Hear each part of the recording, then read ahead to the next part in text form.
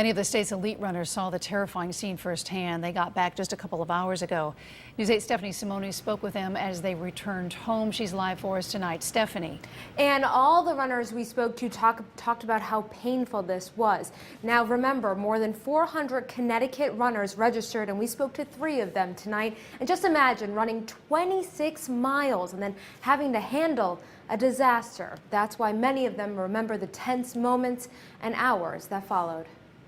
This was the finish line, feet away from 9-time Boston marathoner Christine Brooks. My projected finish time was right when the bombs went off. I was coming in, racing in, to the finish, and I saw this explosion, and, a second one followed about half a minute later.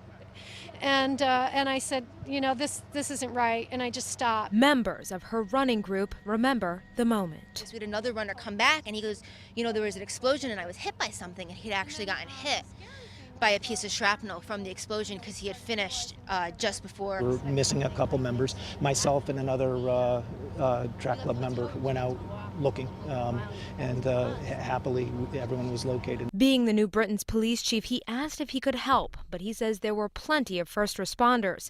All of the runners grateful for their safety and saddened for those who suffered from the blast. It's just terrible, I mean, you can say that, I'm glad I'm okay, but, when other people are injured, it's like, it's not okay. I hope the survivors have a speedy recovery. This has certainly scarred a great event. All of those runners talked about how much of a cherished tradition the Boston Marathon is to Boston and how this will forever be tied to the race. Live in News 8 Control, Stephanie Simone, News 8.